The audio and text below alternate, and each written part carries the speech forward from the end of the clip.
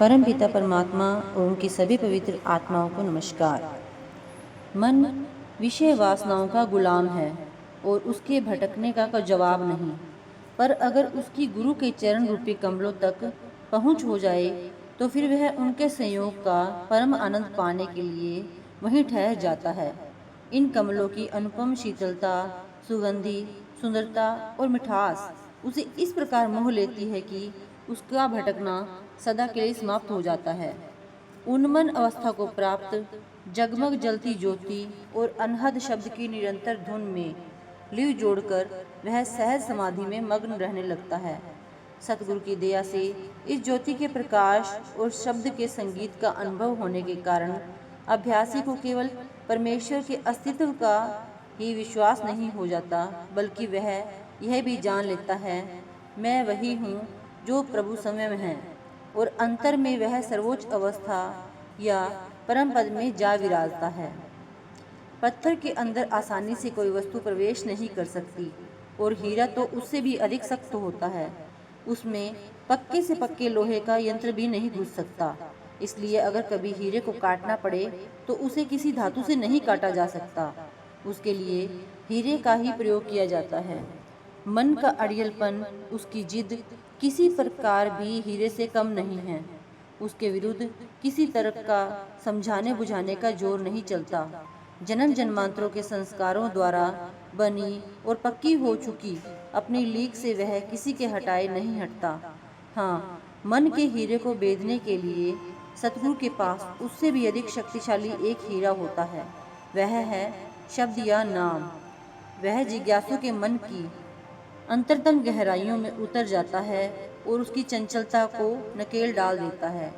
इस युक्ति के द्वारा सतगुरु अपने सत्संगी की आत्म ज्योति को परमात्म ज्योति में मिला देते हैं।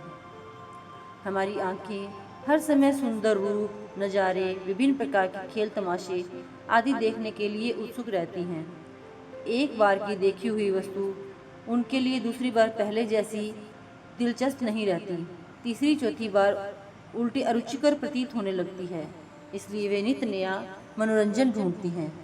कानों द्वारा हम अपनी प्रशंसा और दूसरों की निंदा सुनना पसंद करते हैं, पर प्रत्येक अवसर पर अच्छा ही सुनने को मिलना संभव नहीं होता। यदि एक सुखदायक बात हृदय को खुश कर देती है तो कोई अन्य शोकमय बात आंसू का कारण भी बन जाती है।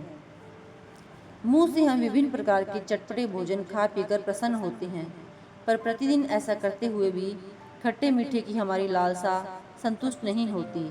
इसी प्रकार नाक अलग अलग प्रकार की सुगंधों की मांग करती है।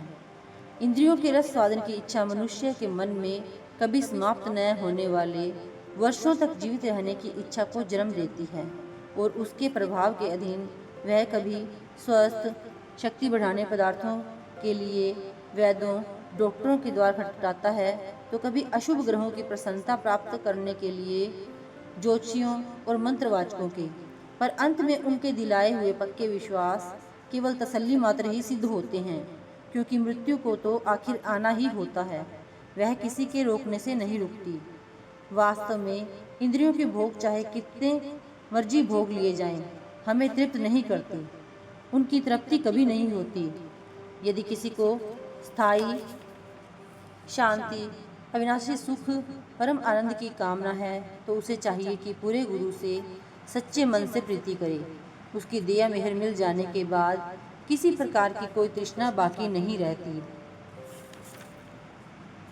परमात्मा की कुदरत कुछ ऐसी है कि उसकी दया के बिना किसी को अपने इस जन्म का मूल उद्देश्य याद नहीं आता, और क्योंकि किसी भी साधन द्वारा सुख लेना या खुशी प्राप्त करना उसे अच्छा लगता है, वह पूरे समय स्वादों का रस लेने में ही लगा रहता है।